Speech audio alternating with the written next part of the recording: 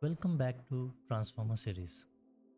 Over the last three videos, we built up the full transformer architecture, self-attention, encoder-decoder, stacks, masking, and core attention equations. But we skipped a step, a really important step.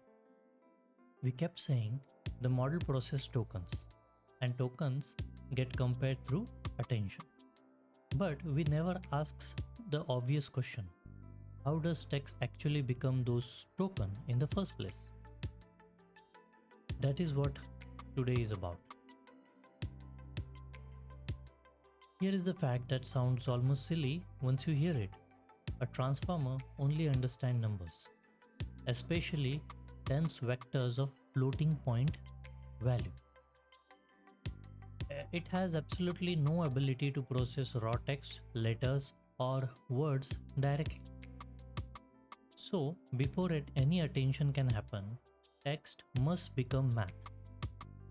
And that transformation is not simple find and replace. The choice we make here ripple through everything that follows: quality, speed, cost, and even what the model can learn. So this pre-processing step turns out to be one of the most consequential design decision in the entire system. And here is what we will cover. The first full pipeline. Raw text to token to ID to dense vector. Second, why subword tokenization beat both word level and character level approaches. Third, three main algorithms: BPE, WordPiece, and Unigram with practical intuition for each. And fourth, how embedding vectors from a coordinate map of meaning before attention even runs. Every sentence passes through two gates before the transformer sees it. Let me show you the entire journey in one view. Here is the pipeline. You start with the raw text, just a string of characters. That goes through the tokenizer, which splits it into pieces and assign each piece a number. Those numbers are called the token ID. They are just indices. They carry no meaning by themselves. Then each ID looks up a raw, looks up a raw in the embedding row in the embedding matrix. And out comes a dense vector, a list of hundreds of numbers that represent that token's meaning.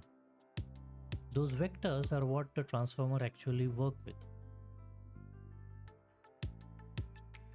Let me make this a little more concrete.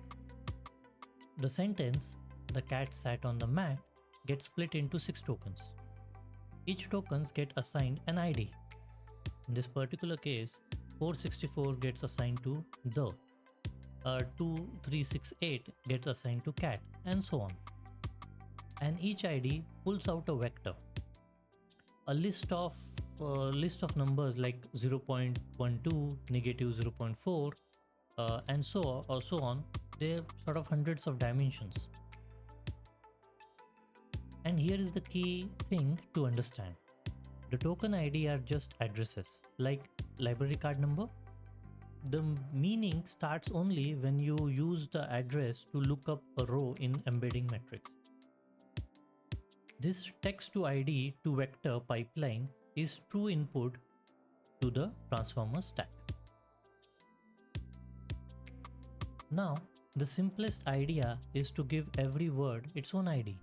One number, one word, one number, right? Sounds clean and right? Sounds simple, but let's break it down. And you will see that it sort of breaks down almost immediately. English has over 170,000 words in active use. And add medical terms, legal jargons, names, slang, misspelling, and other languages, and you quickly reach millions of unique tokens. Each one needs its own row in the embedding matrix, which makes the model enormous. And there is a worse problem. Any word not in the vocabulary become an unknown token, a new product name, a misspelling, a rare technical term, all collapsed into one meaningless symbol. The model literally cannot tell them apart. And you see this on the screen. We use the slider to add domain. Let's start with the base, that is English. We have around 170k tokens for English. Let's add medical term. Then maybe legal language. Then let's add code. Then add 50 language and then social media. Watch the vocabulary sort of jumps to 2 million. But notice the blue dashed line here. That is the subword vocabulary. That is at around 50,000 token. It stays flat no matter how many domains we add. So we need a middle ground. Not one token per word, that is too many tokens, too many unknowns. Not one token per character, that makes sequence extremely long and each token carries almost no meaning. The solution is subword tokenization. Break the word into a reusable piece that balance vocabulary size against sequence length. Now, instead of memorizing every possible word, we learn a set of reusable building blocks, like Lego pieces, that can snap together to form any word. Here is the idea in action. On the screen, you see the word unbelievability as a single token. Let's split into subword. And it breaks into 4 pieces: unbelieve, able, and ity. The word unbelievability might never appear in the training data, but un, believe, and ability, those appears thousands of times. The model already knows what they mean, and it can combine them to understand full word. And this give us a sweet spot. Word level tokenization, that is short sequence but a huge vocabulary and many unknown word, right? Character level, tiny vocabulary but extremely long sequence where each token carries almost no meaning. Subwords, now that is the sweet spot. A moderate vocabulary of 30,000 to 50,000 token, moderate sequence length, and each token carries useful meaning. That is the balance every modern model uses. The reason subword becomes the standard is because old fixed word vocabularies struggle with a series of practical problems. Rare words, right? Like scientific terms, brand name, niche jargons, they all become unknown. Misspellings, misspelled receive or definitely got mapped to the same unknown token, even though a human would understand them fine, right? New terms, every new product or a concept required training the entire vocabulary. And multilingual text, a word level vocabulary covering hundreds language is simply not practical. Subword method fixed all of this by giving a better trade-off between vocabulary size and coverage. Common words like the and stays as single token. Rare words get split into frequent piece the model already knows. And sentence piece made it even simpler by training directly from raw text without any language specific rules, making it truly language agnostic. Now let us look at 3 main algorithms. The first and most widely used is BPE, that is byte pair encoding. This is what powers GPT style models. The algorithm is beautifully simple and it works in 3 steps. First, Start with individual character as your initial vocabulary. Count every adjacent pair of tokens in your entire training corpus and find the most frequent pair. Merge that pair into a single new token and repeat. On screen, you can use the sliders to, we can, basically step through those merges. We start with the word lower and lowest split into individual character. Step 1 is when we see that it merges L and O, and so you get LO because that pair was most frequent. Step 2, LO and W get merged into low, and by step 4, lower is a single token and lowest is split into low and east EST. Each merge reduce the token count and build up a larger, more meaningful piece. And that is the key property of BPE. It is bottom up. It starts with the smallest possible piece and built upward by merging frequent pairs. The most common word in the language naturally become a single token. Rare words stay decomposed into smaller, well-known pieces. The second algorithm is WordPiece, historically associated with BERT model. WordPiece works differently at interface time. It takes a word, find the longest prefix that matches something in the vocabulary, takes that and then continue with the remaining suffix. And it marks the continuation piece with 2 hash signs to show they are not words start. They are not the word start. So playing becomes play plus 2 hash signs and ing. The 2 hash tells the model that to hash ing is not a separate word, it's a suffix attached to a previous piece. And embedding becomes 4 piece, em, #bed, #ding and #s. The key difference from BPE is the merge criteria. BPE merge by frequency. The most common pair win. WordPiece merges by which merge would most increase the overall likelihood of the training data. The result often similar, but the underlying principle is different. BP is frequency driven, WordPiece is likelihood driven. The third approach is Unigram, often paired with sentence piece framework, and it works in the opposite direction of BPE.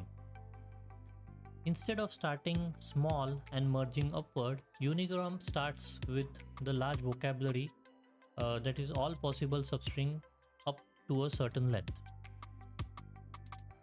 Then it assigns probability to each token based on how useful it is, and then it prunes, removes the token whose loss would be least damaging, and repeat until the vocabulary reaches the target size.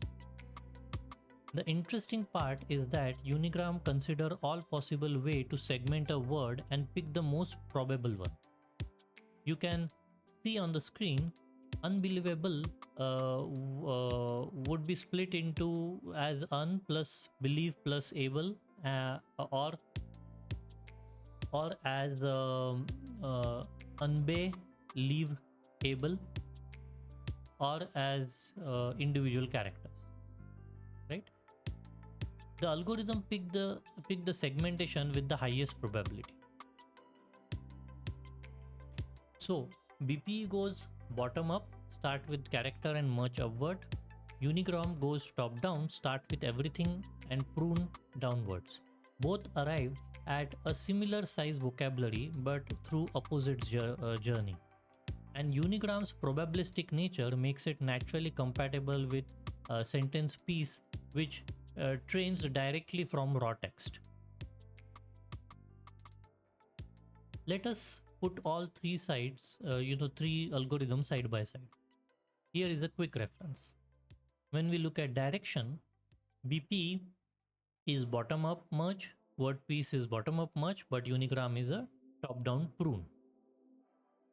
When we see merge criteria, BP does most frequent pair, WordPiece do highest likelihood gain, and Unigram does least loss on removal. When we look at segmentation, BP is a deterministic one way, WordPiece is also deterministic one way, but Unigram is probabilistic, best of many. Typical ecosystem for BP is GPT family, for WordPiece is Bird family, and Unigram is T5, many sentence piece models.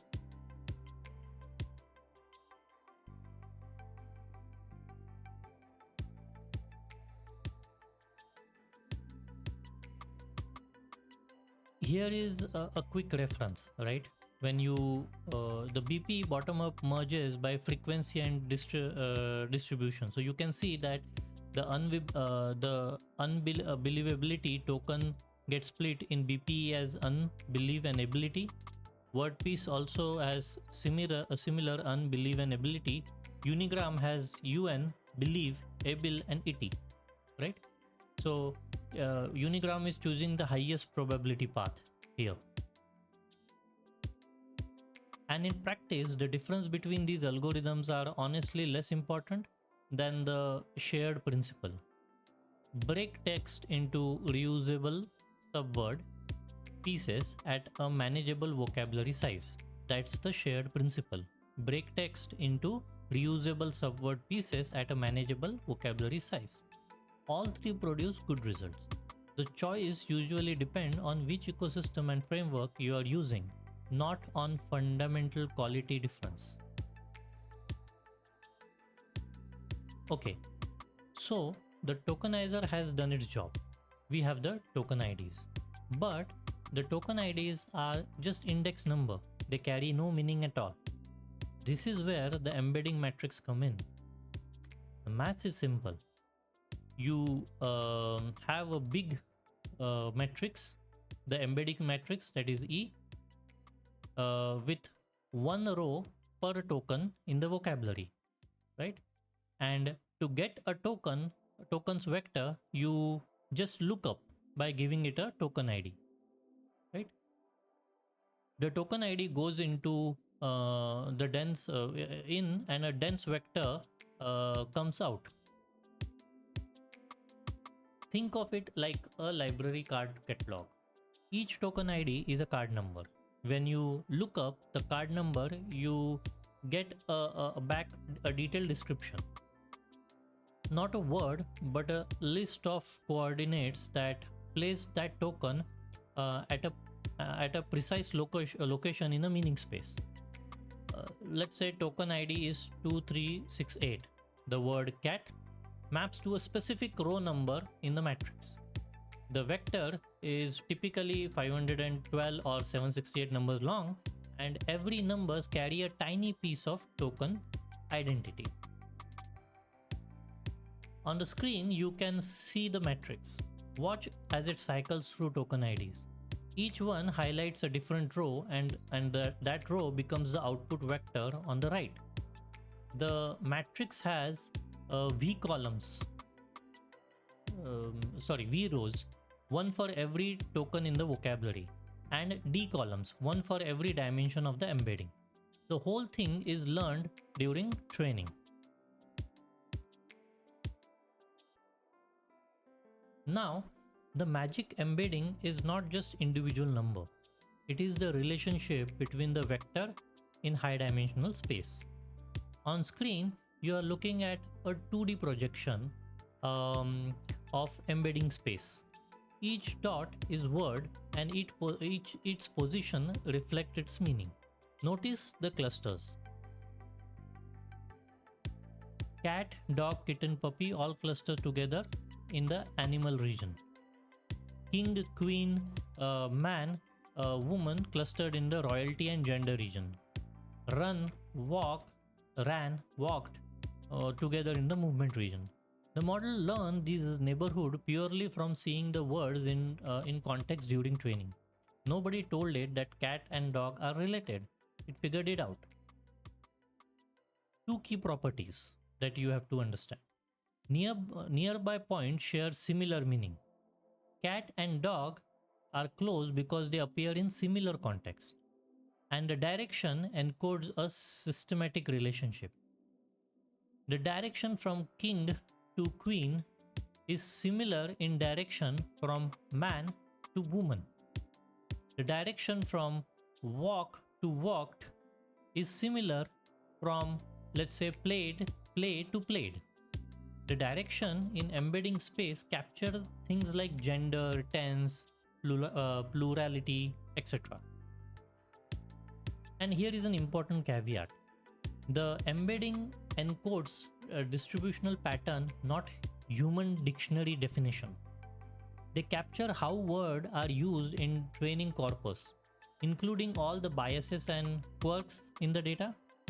They can encode useful structure and also corpus biases. This is about a feature. This is both a feature and a limitation.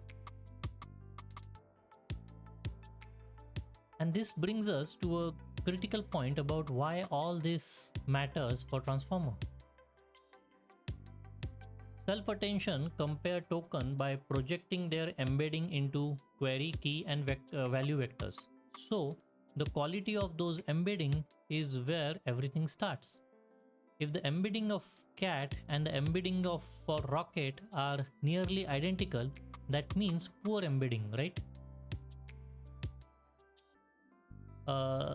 Then the query key comparison in self-attention will produce meaningless score. The model cannot recover from the bad starting representation. The full pipeline reality is this. Tokenizer quality determines how text is split. Embedding quality determines the raw material that attention works with. These two stages are the foundation of every transformer. Before a single attention score is even computed, the fate of the representation is already partly decided. And here is my favorite way to think about it. Imagine attention as a master chef, right? Who can combine ingredients brilliantly. But if the ingredients, that is the embedding, are stale, even the best chef produce a bad meal, right?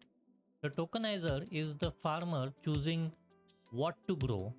The embedding are the quality of the ingredients delivered to the kitchen. Attention can only work with what it is given.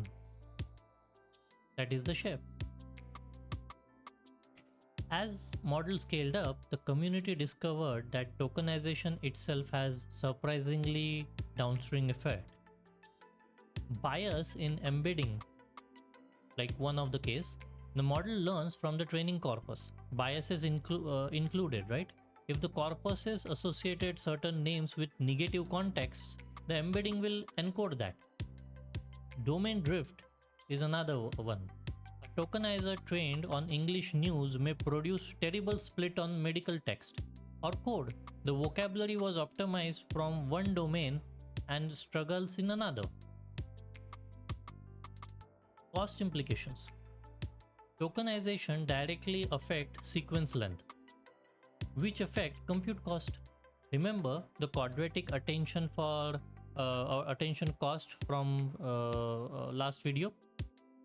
A bad tokenizer can double the token count for certain inputs, which means 4 times the cost.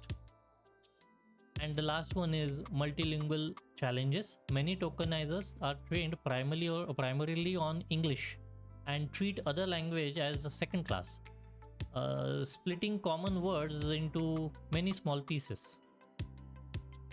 All of this has spawned active research. Tokenizer design, vocabulary adaptation, multilingual segmentation, domain-aware tokenization, and even proposal to bypass tokenization entirely with byte-level models. These are all active research areas that are happening. The fact that so much research focus on this pre-processing step tells you how much it actually matters. Let us test whether the core concept have landed. Try to answer each question before I reveal the answer. Basically, pause and ponder. Why is the subword tokenization better than pure word level tokenization for a large language model?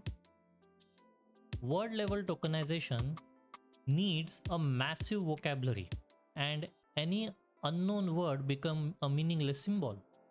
Subword tokenization achieve a full coverage with a modern vocabulary of 30,000 to 50,000 tokens. A common word stays as a single token for efficiency, while a rare word can always be assembled from known pieces. Better coverage, smaller model, and no unknown word problems. What does the expression E of xi means in plain language? It means look up the row in the embedding matrix that correspond to the token ID. The result is a dense vector of real numbers, typically 512 to 768 dimensions, that represent the token's location in a meaning space. The ID is just an address. The vector is the actual description. How can tokenization choices affect both model quality and cost? A poor tokenizer might split a common domain word into 5 pieces while a good one keep it as one. More tokens means longer sequences, which increase the compute cost quadratically. It also means the model wastes attention capacity reassembling fragmented words instead of focusing on meanings. And the tokenizer bias towards one language or domain makes the model worse for everything else.